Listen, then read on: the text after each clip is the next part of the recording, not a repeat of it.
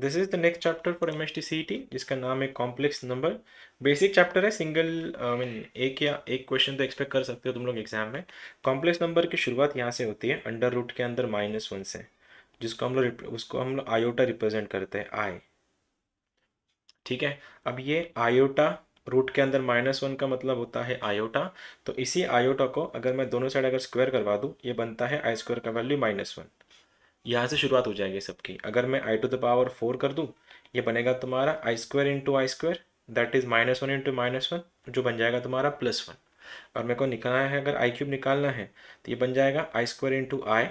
देख सकते हो आई स्क्वायर का वैल्यू ऑलरेडी -1 है, -1 इंटू आई बन गया ये -i। ये छोटी छोटी बातें हैं। तो इसी का अगर जनरलाइज अगर हम लोग देखें तो ये ऐसा बनता है i⁴ I to the power, ये बन जाएगा तुम्हारा i⁴k+1, ये बन जाएगा i⁴k+2, और ये बन जाएगा i⁴k+3। अब i⁴ i⁴k, 4k+1, 4k+2, 4k+3 क्या होता है? i का अगर जो भी कुछ पावर है, अगर वो 4 का मल्टीपल है तो इसका आंसर होता है 1। अगर i का जो भी पावर उसको 4 का मल्टीपल होने के बाद अगर रिमाइंडर उसका 1 आ रहा है, आंसर होता है इसका i। और वही अगर ये जा रहा है पूरा कट के, आई स्क्वायर बनता है जिसका वैल्यू होता है -1। तो देखो ये रहा तुम्हारा -1। और वैसे ही अगर i⁴ है, मतलब जो भी कुछ पावर है उसको तुमने अगर 4 से डिवाइड किया और रिमाइंडर में अगर 3 आ रहा है तो ये बन जाता है तुम्हारा -i। ये फंडामेंटल है, इससे ऐसे कुछ क्वेश्चन एक्सपेक्ट कर सकते हो तुम लोग तुम्हारे एग्जाम में। दिया गया है, सपोज तुमको पूछा है कि i⁴ 700 का वैल्यू पूछा है, i⁴ 700 कैसे सॉल्व करेंगे इसको? ये 700 है, इसको क्या करना है? 4 से डिवाइड करना। 4 से डिवाइड करने के बाद जो भी रिमाइंडर्स आ रहे हैं उस रिमाइंडर्स के अकॉर्डिंग उसकी वैल्यूज़ बनती है। अब 700 को अगर मैं 4 से डिवाइड कर रहा हूँ तो कितना जाएगा? 4 1 4, ये 30 बन रहा है, 4 7 ये 20 बन रहा है, तो आज पूरा डिवाइड जा रहा है। तो पूरा डिवाइड जा रहा है मतलब रिमाइंडर इसका 0 आ रहा है, और रिमाइंडर अगर 0 आ रहा है तो इसका आंसर क्या होता है? 1। एक और चीज़ देख सकते हो, 4k+0 मतलब रिमाइंडर 0 है, 4k+1, 4k+2, 4k+3, ये तीनों रिमाइंडर के मतलब तीनों रिमाइंडर तुम्हारे सामने है। तो यही अगर 4 कॉन्जिक्यूटिव नंबर को अगर मैं ऐड कर दूँ आई के पावर में, लाइक i⁴ 19, i⁴ 20, i⁴ 21 और i⁴ 22, ये 4 नंबर्स हैं। तो 4 कॉन्जिक्यूटिव पावर्स की अगर मैं सम करा दूँ आई के पावर में, इसका आंसर डायरेक्टली 0 बन जाता है। और ये बनता कैसे है? ये +1 -1 0, और i और -i 0 बन जाता है। ठीक है। The consecutive sum of the मतलब the sum of consecutive powers of i, जिसका आंसर डायरेक्टली तुम्हारा 0 बन जाता है। बेसिक है, एकदम फंडामेंटल। अब पहले उसके बाद का पॉइंट है तुम्हारा, इसको बोलते हैं arithmetics of complex number. Arithmetics क्या सीन है? अरिथमेटिक्स का मतलब वही एडिशन, सब्ट्रैक्शन, मल्टीप्लिकेशन, डिवीजन। अगर मैं बोलूँ कि पहला कॉम्प्लेक्स नंबर z है जिसको रिप्रेजेंट किया जाता है, इसको लिखते हैं x+iy से, जिसमें ये जो x है उसको रियल पार्ट बोला जाता है और y को बोला जाता है imaginary part. Real part, imaginary part. और अगर इसी की ही अगर मैं इमेजिनरी पार्ट की अगर साइन चेंज करवा दूँ, उसको बोला जाता है कॉन्जुगेट। ठीक है। कॉम्प्लेक्स नंबर की बात करें हम लोग, z को रिप्रेजेंट किया जाता है x+iy से। मैं बात कर रहा हूँ कॉन्जुगेट, मतलब तुमको खाली इमेजिनरी पार्ट की साइन चेंज करनी है, रियल पार्ट की नहीं। इमेजिनरी पार्ट ये रहा तुम्हारा आई वाई, उसकी साइन चेंज करवाई इसलिए माइनस बना। किसी ने पूछा -3i का कॉम्प्लेक्स कॉन्जुगेट क्या है, उसको प्लस कर देना। अगर 3 का पूछा गया, 3 का 3 आएगा क्योंकि उसमें इमेजिनरी पार्ट था नहीं। ठीक है। अब कॉन्जुगेट तो हो गया। अब अगर सपोज कॉम्प्लेक्स नंबर में अगर रियल पार्ट अगर तुम्हारा 0 है तो उसको बोला जाता है प्योरली इमेजिनरी। ये आगे जाके क्वेश्चन में दिख जाएगा तुमको। अगर रियल पार्ट 0 है ही नहीं रियल पार्ट उसमें, तो अल्टीमेटली वो तुम्हारा आई वाई रहेगा। और आई वाई मतलब क्या है? तुम्हारा इमेजिनरी पार्ट है। और वही अगर मैंने इमेजिनरी पार्ट को अगर 0 करवाया कॉम्प्लेक्स नंबर में, इमेजिनरी पार्ट अगर 0 है, उसको बोला जाता है प्योरली रियल नंबर। देखो कॉम्प्लेक्स नंबर में अगर तुम्हारा रियल पार्ट अगर 0 है उसको बोला जाता है प्योरली इमेजिनरी, और इमेजिनरी पार्ट अगर 0 है उसको बोला जाता है प्योरली रियल नंबर। अब अरिथमेटिक्स में क्या है? फिर नंबर्स को जब भी ऐड सब्ट्रैक्ट करना है, कॉम्प्लेक्स नंबर को ऐड सब्ट्रैक्ट कैसे करेंगे? रियल पार्ट में रियल पार्ट ऐड करो, इमेजिनरी पार्ट में इमेजिनरी पार्ट ऐड करो। बोला गया है कि z1 का वैल्यू 3+2i है, और z2 है तुम्हारा 1 - i। अगर मुझको इनको जोड़ना है z1 + z2, तो कैसे एडिशन होगा इसका, रियल में रियल जोड़ो, इमेजिनरी में इमेजिनरी जोड़ो। देखो ये 3+1 बन गया तुम्हारा 4, और यहाँ पे 2i - i बन गया तुम्हारा +i, ये हो रहा तुम्हारा आंसर। वही अगर सब्सट्रैक्शन भी करनी होती तो इमेजिनरी में से इमेजिनरी घटाते और रियल में से रियल घटाते। ये तुम्हारा पहला पार्ट। लेकिन अगर when it comes to multiplication of complex number, अब मल्टीप्लिकेशन में क्या करना है, खोल देना है, पूरा की पूरा डिस्ट्रीब्यूटिव प्रॉपर्टी लगानी है। अगर 3+2i को मुझको मल्टीप्लाई करना है 2 - i से, डायरेक्ट खोल दो इसको, बस खोलते समय बस i² का वैल्यू -1 होता है, ये भूलना मत। तो यहाँ पे देखो 3 × 2 = 6 बना, ये बना तुम्हारा -3i, ये बना तुम्हारा 4i, और ये बना तुम्हारा +2। चेक करना, मल्टीप्लिकेशन तो हो गई, बस यहाँ पे 2i × i बना 2i का स्क्वायर, i² होता है -1, और ये माइनस हो गया प्लस। एडिशन अभी सीख चुके तुम लोग, 6 + 2 8, ये बना तुम्हारा 8+i, इसको बोलते हैं मल्टीप्लिकेशन ऑफ कॉम्प्लेक्स नंबर। लेकिन जितना इस बार अब मतलब प्रीवियस ईयर्स में कभी ये कॉम्प्लेक्स नंबर सीईटी में था नहीं, तो आइडिया कुछ है नहीं कि ज़्यादा कौन से टाइप के क्वेश्चन आएंगे। लेकिन अगर प्रिडिक्शन अगर मुझको करवाना है, करना है कि एमएसटी सीईटी की लेवल से अगर वो पूछ पूछ के क्या पूछेंगे तुमको, तो ये ज़रूर पूछेंगे इसके ऊपर। ये है तुम्हारा डिवीजन ऑफ कॉम्प्लेक्स नंबर। इस पे ज़्यादा मेरे को लगता है एक आधा क्वेश्चन इस पे आ सकता है। डिवीजन ऑफ कॉम्प्लेक्स नंबर होता क्या, डिवाइड कॉम्प्लेक्स नंबर को डिवाइड करने के लिए करना ऐसा है कि डिनोमिनेटर के कॉन्जुगेट से, डिनोमिनेटर का जो कॉन्जुगेट है उससे मल्टीप्लाई एंड डिवाइड करना है। मतलब क्या, अगर ये बोला गया है 2+i और यहाँ पे 1 - i है, ये डिवीजन करनी है, कैसे सॉल्व करेंगे इसको फिर, डायरेक्ट तो सॉल्व होगा नहीं। डिनोमिनेटर में जो दिख रहा है तुमको 1 - i, उसको मल्टीप्लाई डिवाइड कर लो उसी कॉन्जुगेट से। कॉन्जुगेट अभी बताया था, इमेजिनरी पार्ट की साइन चेंज करनी है। तो ये बन गया तुम्हारा 1+i, और ये बन जाएगा 1+i। अब तुमने ये देखा था कि a+b × a - b क्या होता है, ये बन जाता है तुम्हारा a² - b², और ये a+ib, और ये वाला है तुम्हारा a - ib, तो ये बन जाता है a² - i²b²। क्यों, देखो बस ये b था, b² आ रहा है। अब यहाँ पे ib दिख रहा है, तो ये i²b² बन रहा है। अब i² का वैल्यू क्या होता है, i² का value -1, minus of minus plus बन जाएगा। तो आंसर होता है इसका a² + b²।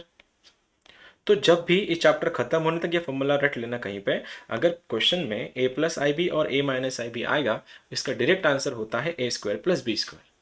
और ये तुमको डिवीजन में हमेशा वही आएगा, हमेशा यही आएगा, हमेशा। ये रहा तुम्हारा a, ये रहा तुम्हारा b। तो कैसे, डिनोमिनेटर में a² + b² कर रहे हो तो 2 आएगा। अब यहाँ से इस 2 से उसको ओपन करो, 2 + 2i, वो i से ओपन करो, i - 1। कैसे, देखो 2 से दोनों को मल्टीप्लाई किया, 2+i आया, और i से अगर लिया, i × 1 = i, again i × i² बना है -1, इसलिए यहाँ पे -1 आया। आगे जाके देखोगे तुम लोग तो 2 - 1 बन रहा है 1, 2 प्लस ये बन रहा है 3i/2। इसको बोला जाता है डिवीजन ऑफ कॉम्प्लेक्स नंबर। और इसका सबसे बेस्ट एग्जाम्पल तुम लोग के लिए ये है कि अगर z है 1/, इफ z इज 3 - 2i, तुमको पूछा गया है इसका रेसिप्रोकल बताओ। तुम लोग सॉल्व कर रहे हो इसको, पहला क्वेश्चन है तुम लोग के लिए।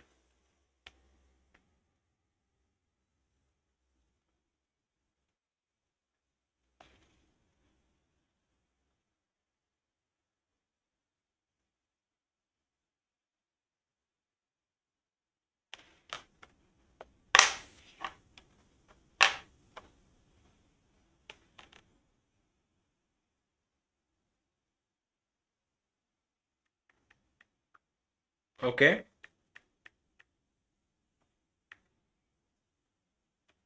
हम्म,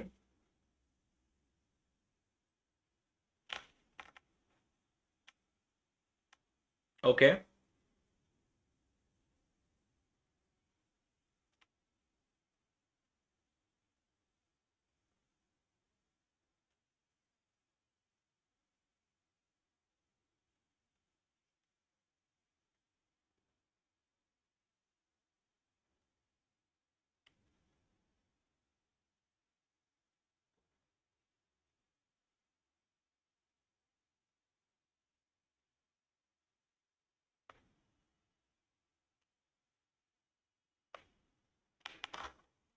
ठीक है। अब कैसे किया? उल्टा करा के रेसिप्रो, इसको भी आई गेस क्या वर्ड मुझको याद नहीं आ रहा, क्या वर्ड था इसमें, कोई कॉन्जुगेट बोलते हैं उसको, रेसिप्रोकल ऐसा कुछ वर्ड है, एग्जैक्ट मैं रिकॉल नहीं कर पा रहा हूँ, जैसे आएगा बोल देता हूँ। ये ऐसा बनेगा 1/z। तो क्या लिखा है इसको, ये डिनोमिनेटर में 3 - 2 आ जाएगा, आ गया division of complex number, multiply divide कर दो आंसर आ जाएगा। ठीक है। अब तीसरा पॉइंट, अब ये कॉम्प्लेक्स नंबर अगर z ऐसा दिया है, चलो एक काम करते हैं, उससे पहले एक क्वेश्चन लिखा, चलो ठीक है, कॉम्प्लेक्स नंबर z है, इसको लिखा जाता है x+i y। बस इस कॉम्प्लेक्स नंबर से अगर मुझको r बनाना, इस r को बोलते हैं मॉड्यूलस। मॉडुलस का मतलब होता है मॉड ऑफ जेड, जिसको लिखते हैं अंडर रूट के अंदर x² + y²। ठीक है, x² + y²। अगर इसी का ही थीटा बनता है, जिसको बोलते हैं आर्ग्यूमेंट, इसका लिखते हैं आर्ग्यूमेंट ऑफ z, मतलब होता है tan इनवर्स के अंदर y/x। ये दो चीज़ें भी एक बार देख लेना। कॉम्प्लेक्स नंबर का मॉडुलस अगर किसी ने बोला तो अंडर रूट के अंदर रियल पार्ट का स्क्वायर प्लस इमेजिनरी पार्ट का स्क्वायर होता है, और आर्ग्यूमेंट अगर z किसी ने पूछा तो tan इनवर्स ऑफ y/x होता है, मतलब imaginary part upon real part. Basic है, कोई बड़ी बात नहीं है। तो मैं तुम लोगों से इतना चाहूँगा कि अगर z ऐसा है तुम्हारा 3 + i का स्क्वायर अपॉन 3 - i, नॉर्मल देता हूँ मैं 1 + i, तुमको पूछा गया है इसका मॉडुलस ऑफ z क्या है, करोगे? बेसिक क्वेश्चन है, ऐसे ही क्वेश्चन एक्सपेक्ट करना तुम्हारे एग्जाम्स में, ज़्यादा तो नहीं।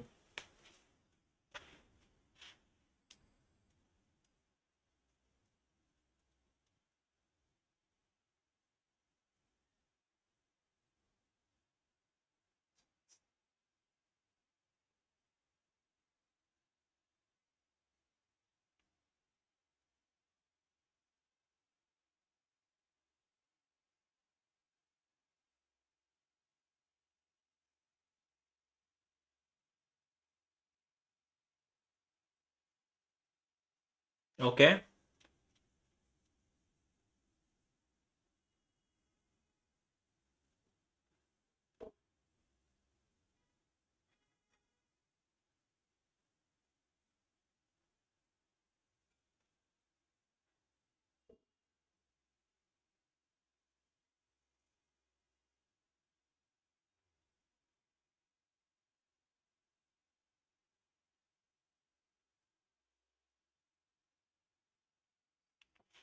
ठीक है। कैसे, क्या दूसरी प्रॉपर्टी लगाई क्या, प्रॉपर्टी से सॉल्व किया? कॉन्जुगेट लेके प्रॉपर्टी से भी सॉल्व हो जाता है ये, ठीक है, कोई बात नहीं, करते हैं। हाँ, आ गया किसी का? कितना है बाय द वे तेरा आंसर, कितना बोला? √50, ओके। और किसी का √50 आया है? डन, ओके, चेक करते हैं। सबसे पहले जेड को सॉल्व तो करो। ये जेड बना तुम्हारा, ये 9 माइनस, सॉरी 9 + 6i - 1 के नीचे 1 + i, ये बन रहा है तुम्हारा 8 + 6i के नीचे 2i, ये 2 1 + i सपोज। अब इसको सॉल्व करने के लिए हमको पता है, आ गया डिवीजन ऑफ कॉम्प्लेक्स नंबर वापस से, और जब भी डिवीजन ऑफ कॉम्प्लेक्स नंबर आएगा हम कॉन्जुगेट से मल्टीप्लाई डिवाइड कर देंगे। ये बना तुम्हारा 1 - i और ये बना तुम्हारा 1 - i।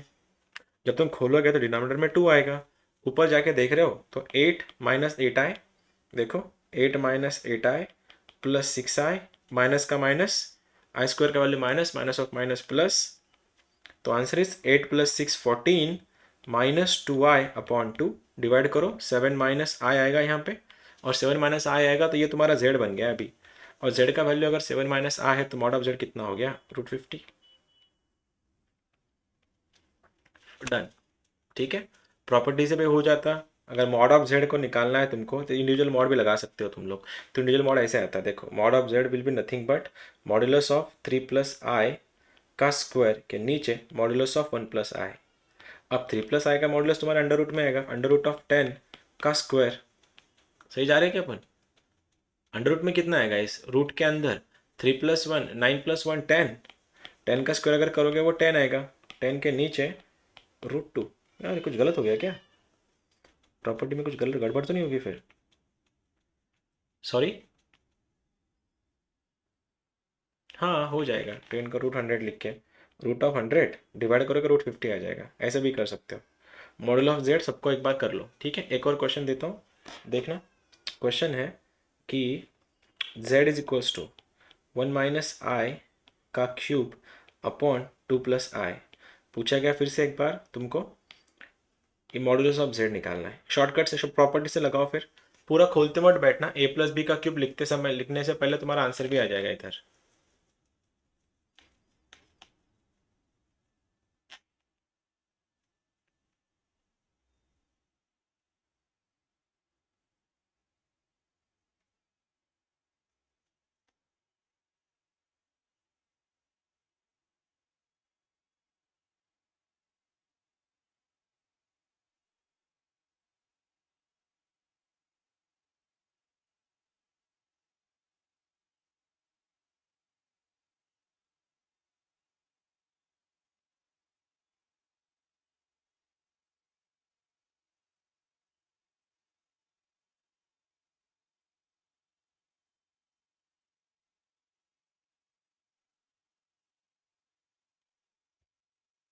√8/5 कैसे किया?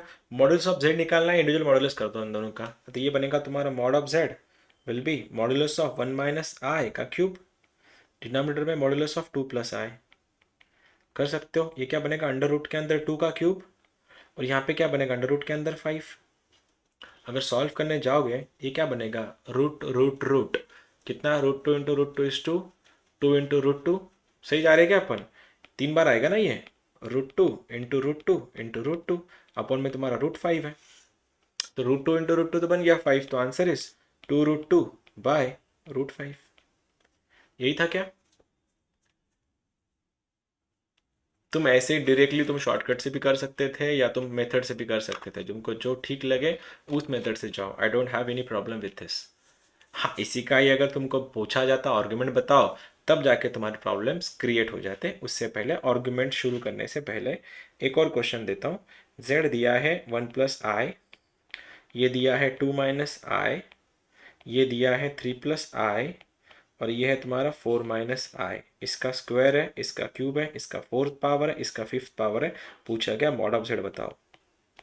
करो, प्रॉपर्टी लगाओ, इंडिविजुअल मॉड लगा दो, सबको आंसर आ जाएंगे।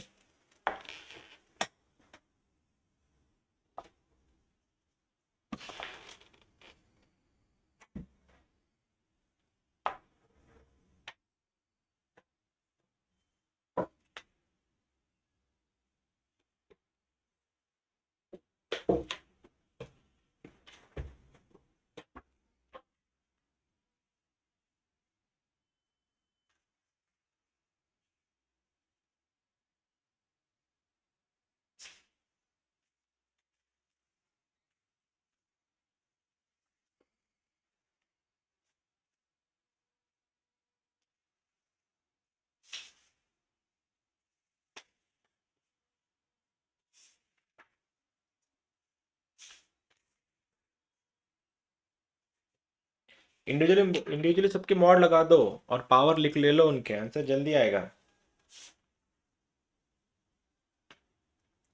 1/1। ओके, हो सकता है मैंने रैंडम क्वेश्चन बनाया है ये। No idea.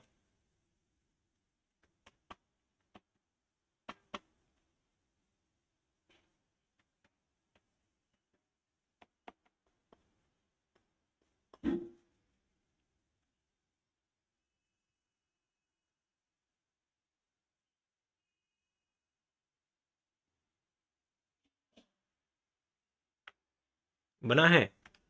कैसे करोगे? इंडिविजुअल अगर मॉड लगा रहे हो तो ये बनेगा ना मॉड के अंदर, ये मॉड ऑफ 1 + i का क्यूब, मॉडुलस में 2 - i⁴, यहाँ पे मॉडुलस ऑफ 3 + i का fifth power, modulus of 4 - i का स्क्वायर। करो इसको फिर। √2 का क्यूब बनेगा 2√2।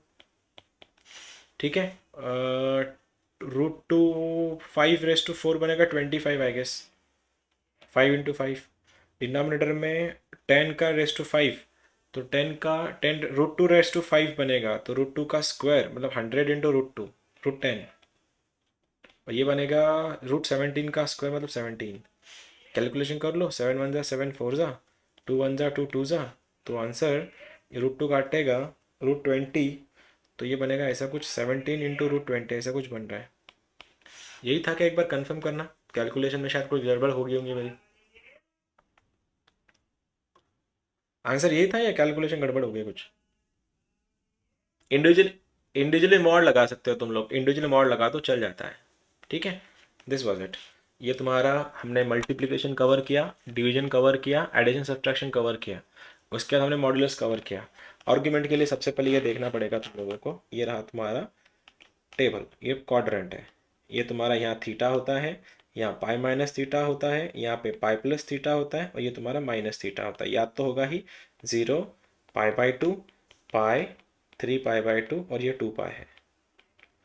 These are the quadrants, first quadrant, second quadrant, third and fourth quadrant. First quadrant में ओनली थीटा, सेकंड क्वाड्रेंट में pi minus theta, third quadrant में pi plus theta, fourth quadrant में माइनस थीटा। अब इसी को ही, मतलब इसको एक्चुअली पाई में 2 पाई माइनस थीटा लिखते हैं प्रिंसिपल सॉल्यूशन में, क्योंकि 2 पाई से नीचे चाहिए होता है। या तो ऐसा पूछेंगे, या तो फिर अगर जनरल सोल्यूशन निकालना है, ये ऐसा बन जाता है, ये थीटा होता है, ये पाई माइनस थीटा होता है अगर मैं यहाँ से काउंट करूँ तो। लेकिन अगर इधर से अगर आना है, इसको लिखते हैं माइनस थीटा, इसकी साइन चेंज करवाते हैं, माइनस पाई प्लस थीटा करवाते हैं इसको जनरल सोल्यूशन में। ये क्या सिचुएशन है फिर? अगर किसी ने पूछा कि भैया जेड है 1 + i, 1 - i, -1 + i, -1 - i, इनके आर्गुमेंट बताओ, आर्गुमेंट्स। या तो हो गए पहला क्वाड्रेंट दोनों पॉजिटिव, फिर ये पॉजिटिव निगेटिव, फिर निगेटिव निगेटिव, ये पॉजिटिव निगेटिव होता है नहीं, यहाँ पे एक नेगेटिव था ना, ये नेगेटिव पॉजिटिव था, और यहाँ पे पॉजिटिव नेगेटिव है। ये तो पता ही होगा, 10th की स्टैंडर्ड की बात है कि क्वाड्रेंट कैसे होते हैं। अगर किसी ने पूछा कि तुमको इसके आर्ग्यूमेंट बताने, argument, we are shifting to arguments now. Argument का सीन क्या है? अगर बोला गया हमको पता है tan इनवर्स के अंदर इमेजिनरी अपॉन रियल होता है, इमेजिनरी पार्ट 1 है, रियल पार्ट 1 है, तो आंसर बना इसका tan इनवर्स ऑफ 1 इज पाई/4। यहाँ तक तो ठीक था। लेकिन जब भी आर्ग्यूमेंट में एक भी साइन अगर निगेटिव आया, तो तुमको क्वाड्रेंट्स चेक करने हैं। तो क्वाड्रेंट कैसे चेक करोगे? अगर मैं इसके लिए जा रहा हूँ 1 - i के लिए, तो आंसर बनेगा, देखो आर्ग्यूमेंट सबका कॉमन ही रहने वाला है, कॉमन रहने के बाद फिर तुमको खाली क्वाड्रेंट्स चेक करना है। अगर मैं 1 - i की बात कर रहा हूँ, ये कहीं ना कहीं 1, देखो ये ऐसा है, प्लस माइनस की बात कर रहा हूँ वो, तो प्लस माइनस कहाँ है? प्लस माइनस फोर्थ क्वाड्रेंट में है। तो फोर्थ क्वाड्रेंट का आर्गुमेंट पूछा है, तो आंसर बनेगा 2 पाई माइनस पाई/4, दैट इज 7 पाई/4। अगर वो जनरल सॉल्यूशन की, आई मीन प्रिंसिपल सॉल्यूशन की बात कर रहे हैं, अगर वो तुमसे अगर जनरल सॉल्यूशन की बात कर रहे हैं, तो ये रहा तुम्हारा फोर्थ क्वाड्रेंट का एड्रेस जो बनता है माइनस थीटा, इसलिए इसका आर्गुमेंट जनरल में बनेगा -पाई/4।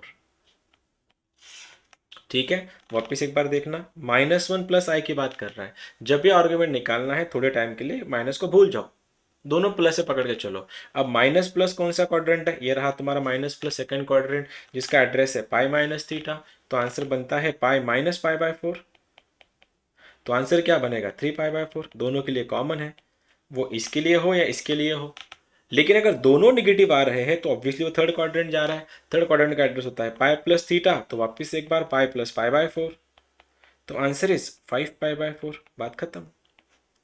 इसी को अगर वो जनरल में पूछते हैं, तो इसको -पाई प्लस थीटा करके साइन तुम्हारी थोड़ी उल्टी हो जाती फिर।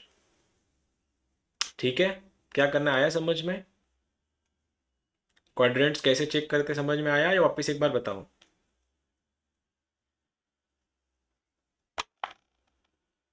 तुम लोगों को खाली अगर एक भी निगेटिव अगर आया कॉम्प्लेक्स नंबर में, रियल इमेजिनरी पार्ट, तो क्वाड्रेंट्स चेक करना, यही बोल रहा हूँ मैं तुम लोगों को। क्वेश्चन ऐसा है तुम लोग के लिए, suppose y is equals to √3 - i, और y is equals to -1 minus √3i। तुमको इन दोनों के, नॉट y, वो z एक्चुअली, इन दोनों के ना मुझको तुम लोग को ये बताना है, इसके आर्ग्यूमेंट्स बताओ दोनों के भी। ये z है, ये z है, करो ज़रा।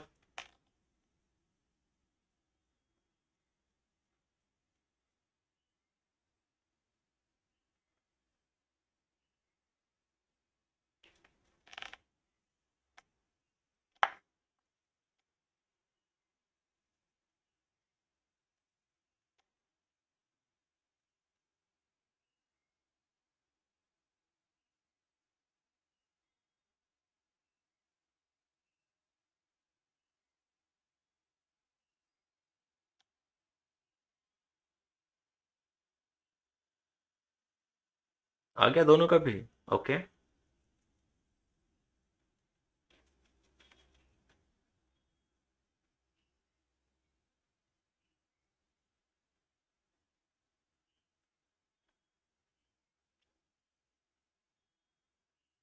पहले वाले का है दूसरे वाले का, ये दोनों के दोनों आंसर बता रहे हो क्या? पहली चीज, जब भी आर्गुमेंट निकालने जा रहे हो तो सबसे पहले इग्नोर करो माइनस साइन को, तुमको कोई जरूरत नहीं माइनस की। तो आंसर बनेगा tan इनवर्स के अंदर इमेजिनरी अपॉन रियल। इमेजिनरी कौन है 1, रियल कौन है √3। ठीक है, तो tan का कौन सा एंगल 1/√3 देता है? तो 30 देता है। 30 मतलब π/6। ठीक है, π/6 आया। अब ये प्लस माइनस की बात कर रहा हूँ, प्लस माइनस। प्लस माइनस कहाँ है? ये यहाँ पे। अब क्वेश्चन में जनरल पूछा होता तो इस स्टेप से जाओ, अगर नहीं पूछा है तो इससे जाओ। तो आर्ग्यूमेंट इसका बनेगा डायरेक्टली -π/6। लेकिन ज़्यादातर जो क्वेश्चंस हैं वो इसमें ही पूछे जाते हैं। अब सीईटी वाला कुछ आइडिया नहीं है वो लोग कैसे पूछेंगे, लेकिन दोनों के लिए प्रिपेयर्ड रहना तुम लोग फिर। जनरल सोल्यूशन, प्रिंसिपल सोल्यूशन 2π के नीचे अंदर होता है, इसलिए 2π माइनस थीटा जो बनेगा 2π माइनस π/6, तो कहीं ना कहीं 11π/6 बन जाएगा वो। ठीक है, तो जिसको ठीक नहीं लगा सीधा -π/6 कर दो। और ये वाला दूसरा वाला जो है tan इनवर्स के अंदर इमेजिनरी माइनस का साइन भूल जाओ, √3/1 ये ओनली √3 बनेगा। और tan का कौन सा एंगल √3 देता है? π/3। तो अगर π/3 अगर बना तो आ गया मेरा π/3। लेकिन दोनों निगेटिव कहाँ है? दोनों भी निगेटिव तुम्हारे थर्ड क्वाड्रेंट में है, और थर्ड क्वाड्रेंट में है तो आंसर -π प्लस थीटा होता है। तो ये रहा तुम्हारा -π प्लस π/3। तो आंसर कितना बना? -2π/3। यही था क्या आंसर? यही आंसर था या और कुछ आया? यही था। देखो पे तो अभी तो फंडामेंटल क्वेश्चन दिया, अभी तो क्वेश्चन बढ़ेंगे इसके। ठीक है, आ जाओ।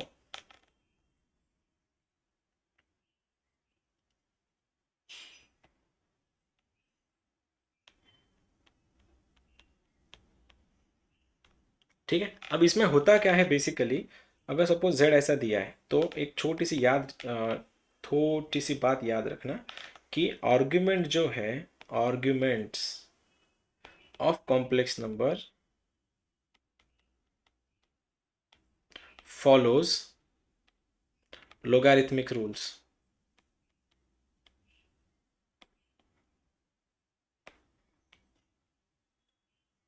ठीक है, लॉगरिथम के रूल फॉलो करते हैं ये सारे के सारे। तो अगर मैंने बोला कि सपोज z है, आर्ग्यूमेंट ऑफ z निकालो, तुम निकाल लोगे।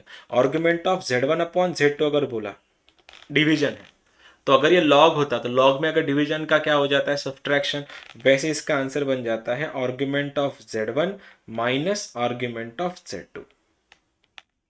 वही अगर आर्ग्यूमेंट ऑफ Z1.Z2 अगर हुआ, प्रोडक्ट अगर आ गया है, तो आंसर बनता है argument of Z1 plus argument of Z2। ठीक है, दोनों का एडिशन हो जाएगा आर्ग्यूमेंट्स का। वही अगर आर्ग्यूमेंट ऑफ Z के पावर कुछ दिया है, कुछ भी पावर हो, उसको n तुम्हारा नीचे आएगा और आंसर बनता है आर्ग्यूमेंट ऑफ Z। कोई बताएगा मुझको what is the argument of I? Only I का आर्ग्यूमेंट क्या होगा? कोई बताएगा मुझको? ओनली I का आर्ग्यूमेंट क्या होगा? Only I। हेलो, क्या आएगा? ओनली I का आर्ग्यूमेंट क्या होता है? किसको भी याद नहीं है क्या? किसको भी पता नहीं है? अरे π/2। कैसे? I का रियल पार्ट क्या है? रियल पार्ट 0 है। और आर्ग्यूमेंट क्या होता है? tan inverse of imaginary upon real. Imaginary 1 है, रियल पार्ट 0 है। और 1/0 कितना हो गया? इन्फानाइट। और tan का कौन सा एंगल इन्फानाइट देता है? तो π/2 देता है। बात खत्म। That's it. समझे? तो अगर किसी ने पूछा I⁴ का आर्ग्यूमेंट क्या है, तो ये 4 से मल्टीप्लाई कर देना इसको, क्योंकि मैंने बोला था पावर नीचे आता है आर्ग्यूमेंट लगाता है। 4 से कटा तो आंसर इसका 2π बन रहा है। ठीक है, अब तुम लोग के लिए क्वेश्चन है, ये रहा। If z is equals to 1 minus i to the power 3, ये 2 plus i upon 3 minus i, √3 minus i to the power 4 का आर्ग्यूमेंट निकालना है, आर्ग्यूमेंट ऑफ z। एक काम कर लेता हूँ मैं, इसको इसको ऐसा कर देता हूँ, 1 + √3i कर देता हूँ इसको। ये तुमको करना है इसका आंसर, देखना जरा। 1 minus i to the power 3, 1 + √3i to the power 4, √3i minus √3 minus i to the power 4 का आर्ग्यूमेंट निकालना है। करो तो जरा।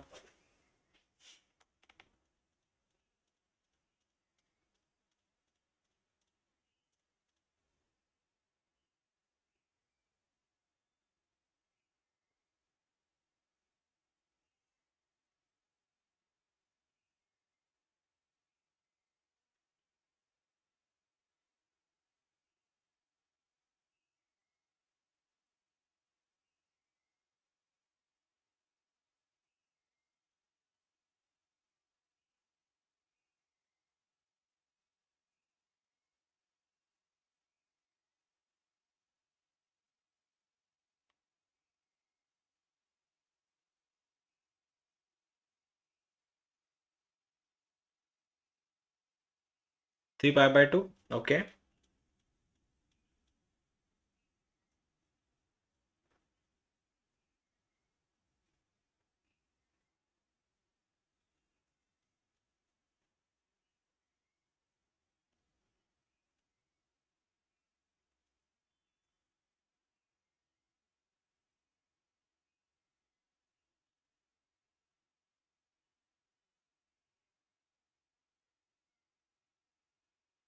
सेम है क्या सबका 3 pi by 2? Was it the same answer for everyone? ये 1 - i⁻³ था। तो जब तुम सॉल्व करने जाओगे, मैंने बोला था आर्गुमेंट लॉगरिथम की प्रॉपर्टी फॉलो करता है। तो इसको मैं यहाँ काट लेता हूँ इसे। देखना कैसे करोगे आगे जाके। ये 3 नीचे आएगा, इन 2 दिख रहा है। माइनस को इग्नोर करो थोड़े टाइम के लिए। tan inverse of 1/1। 1/1 क्या होता है? 45। अब ये 1 माइनस प्लस माइनस कहाँ आता है? फोर्थ क्वाड्रेंट में। और फोर्थ क्वाड्रेंट अगर है तो आंसर क्या होता है? माइनस। तो आंसर बन गया इसका -π/4। अब आर्ग्यूमेंट में दोनों की अगर मल्टीप्लीकेशन है तो एडिशन हो जाती है, तो बन गया +4 टाइम्स। इसका क्या आर्ग्यूमेंट है? √3/1। tan का कौन सा एंगल √3 देता है? 60 डिग्री। 60 मतलब π/3। माइनस में देखो, ये ऊपर जाके तो वैसे माइनस बनने वाला है, तो 4 नीचे आ गया। इसका आर्गुमेंट क्या होगा? √3 माइनस है, tan इनवर्स के अंदर 1/√3 जो बनता है π/6, 30 डिग्री। लेकिन इसका क्वाड्रेंट फोर्थ है, तो इसको माइनस लगा दो, ये बन गया -π/6। तो ये देखना क्या है, -3π/4 +4π/3 प्लस कैसा, 2 × 3 = 2π/3। यहां तक पहुंच गए। अब इन दोनों का बेस सेम है। 4 + 2 बन गया 6। 6 ने 2 को काटा, ये बना 2π।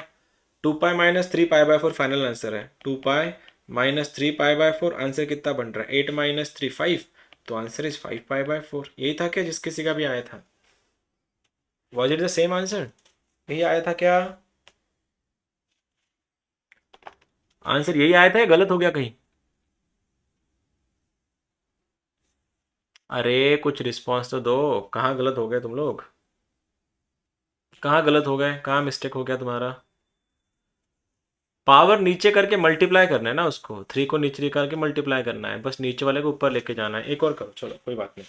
क्वेश्चन है z = 1 + i⁻6 √3 - i⁻3 1 - i⁻2 ये 1 + √3i⁴ इसको करना है। चलो देखो ज़रा इसको कैसे कर सकते हो।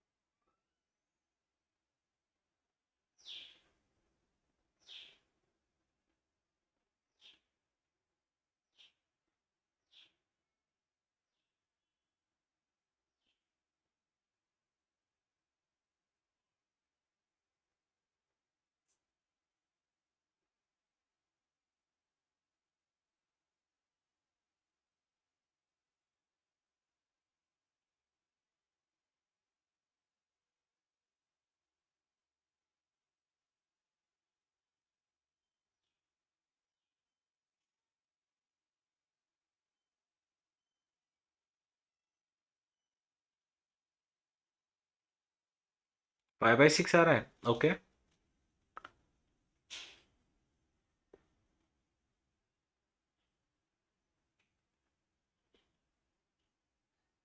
π/6। ओके,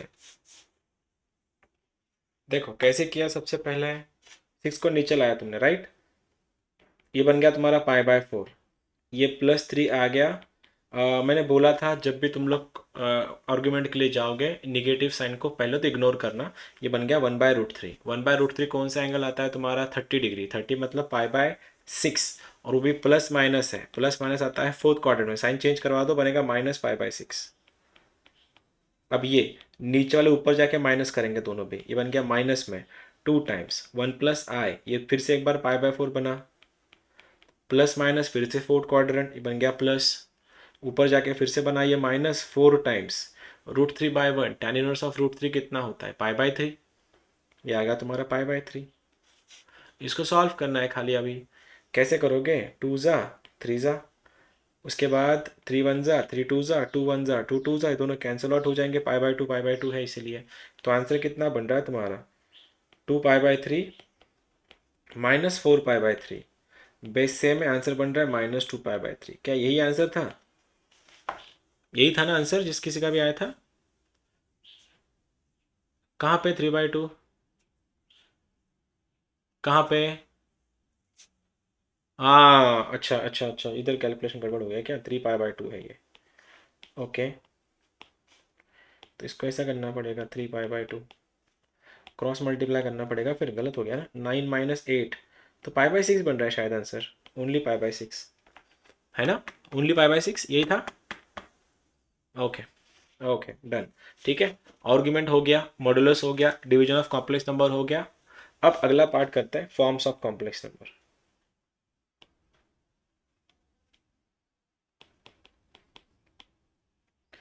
देखो, z = x + iy, ये तुम्हारा रेक्टेंगुलर फॉर्म है। ठीक है, दूसरा है z = r times cos theta plus i sine theta, ये तुम्हारा पोलर फॉर्म है। और z = r times e⁻i theta, ये तुम्हारा एक्सपोनेंशियल फॉर्म है। देखो, z के लिए x + iy rectangular form, r in bracket cos theta plus i sine theta, इसको पोलर फॉर्म बोला जाता है।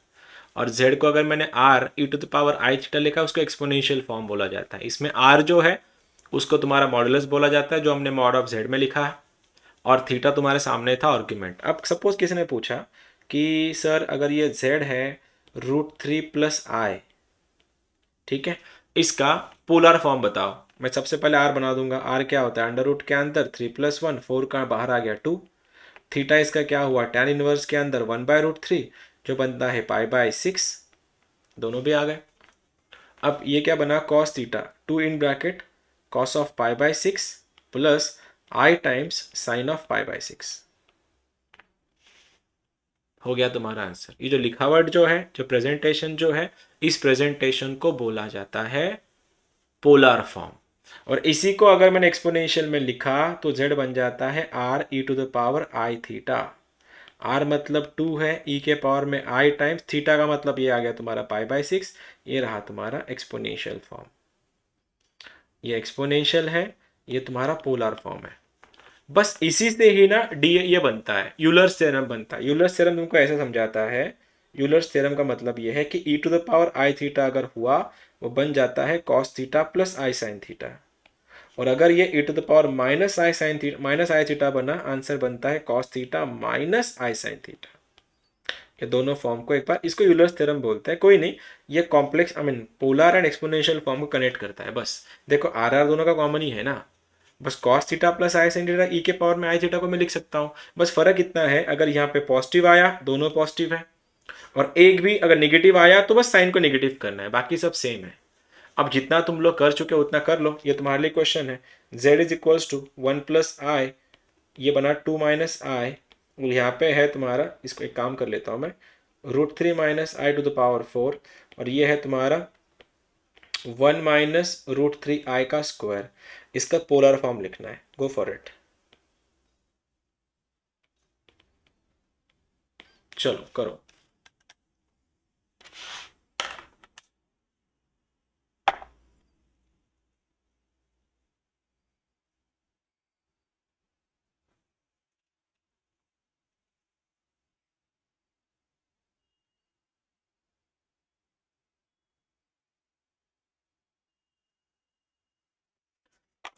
पोलर आ गया तो अल्टीमेटली एक्सपोनेंशियल भी आ ही जाता है, क्योंकि यूलर्स का डिफरेंस है दोनों में।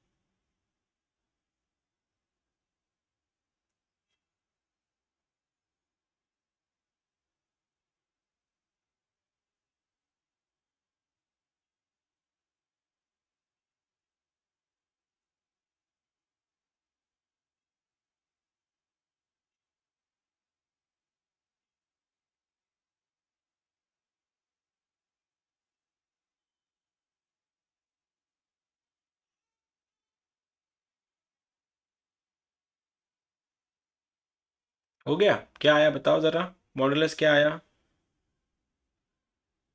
4√2 आया। ओके। और व्हाट अबाउट आर्ग्यूमेंट, वो कितना आया? π/4। ओके। क्या बाकियों का भी सेम आया? All right.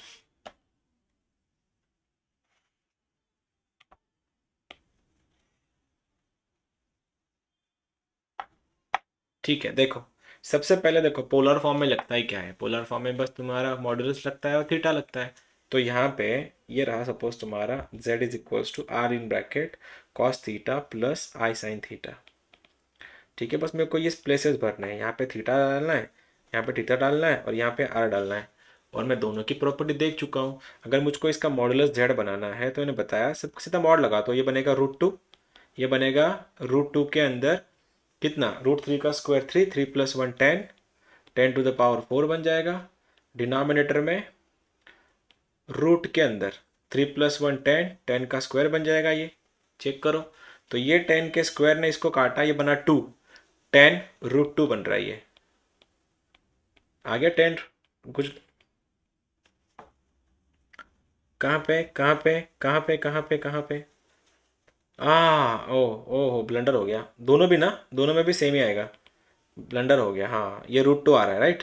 ये √3, 3 + 1 4 का 2, 2⁴ बनेगा ये। और √3 + 1 2⁵2 का 2 स्क्वायर बनेगा ये। तो 2√2 4√2 आएगा ये, आ गया 4√2। प्रॉपर्टी लगा के ठीक है। अब इसको मैं थीटा लगा रहा हूँ, थीटा के लिए अभी बताया था एज इन लॉग जैसे काम करता है आर्ग्यूमेंट। ये π/4 बन रहा है मेरा, प्लस 4 नीचे, √3 - 1, 1/√3 आता है 30 डिग्री, माइनस लगा के -π/6 है ये ऊपर जाके माइनस बनेगा, 2 नीचे आएगा और √3 मतलब π/3, साइन चेंज करके फिर से एक बार -π/3। तो 2 ज़ा 3 ज़ा, तो -2π/3 -2, नहीं ये कैंसिल ही हो रहा है शायद, नहीं नहीं नहीं, π/4 -2π/3 + 2π/3 कैंसिल होकर π/4 आ रहा है। यही आंसर था क्या? 4√2 दोनों कैंसिल आउट ही हो गए। ये क्वेश्चन एक्सपेक्ट करना, मेरे को लगता है तुम्हारे एग्जाम में इससे ज़्यादा क्वेश्चन आने वाले हैं नहीं। सी वाले पता नहीं, एक ही क्वेश्चन डालेंगे वो, क्योंकि वेटेज इस चैप्टर का एक ही क्वेश्चन का है। पता नहीं, एक्सपेक्ट कर मतलब इमेजिन नहीं कर पा रहा हूँ मैं, या फिर कंक्लूड भी नहीं कर पा रहा हूँ एग्जैक्टली क्या पूछेंगे तुम लोगों से वो। ठीक है कोई बात नहीं, एक और ट्राई करते हैं फिर। अगर इसी का एक्सपोनेंशियल अगर बोला जाता तो मैं ऐसा लिख देता, z is equals to 4√2 e के पावर में i π/4। इसको एक्सपोनेंशियल फॉर्म बोला जाता है। ठीक है, एक पोलर का क्वेश्चन करते हैं, फिर डीएमटी पे चलता है। z दिया है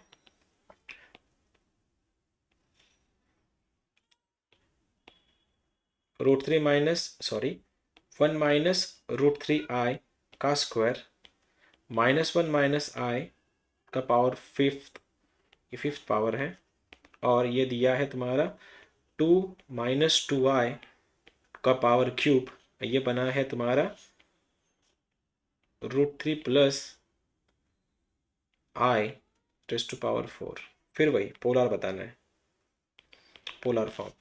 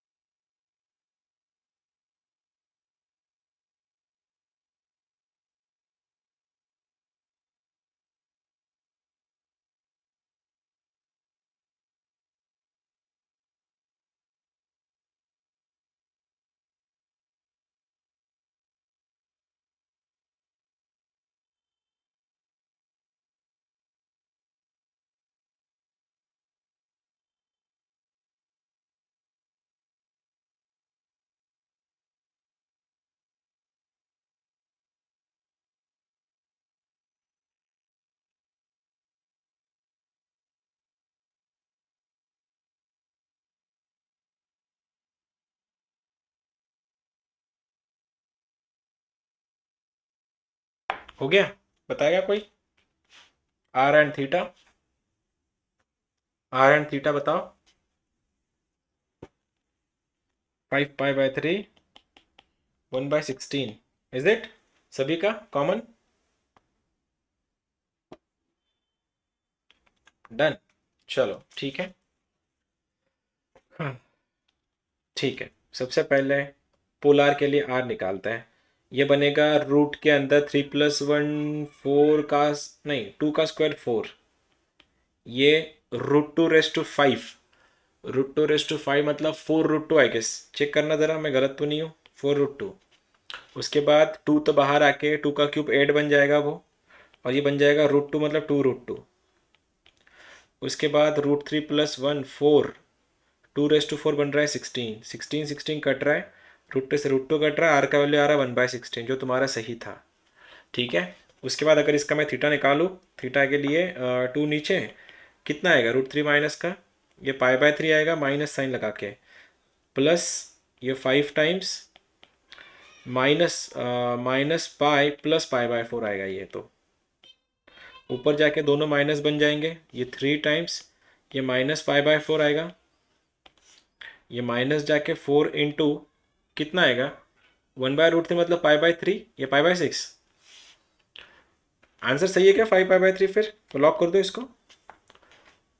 ये अगर सही है तो आंसर बन जाएगा तुम्हारा कॉस ऑफ पाई बाय, मैं सॉल्व नहीं किया, तुम लोगों का जो तुमने बोला उसी को मैंने पकड़ के रखा है। कि cos ऑफ पाई बाई 3 और दूसरा वाला जो था r का वैल्यू, दोनों को मैं कंसिडर करके लिख देता हूँ कि ये तुम्हारा आंसर था कि जिसमें r का वैल्यू तो है 1/16 और थीटा है 5 पाई बाई 3। ये तुम्हारा this was the first chapter, first part of the complex number.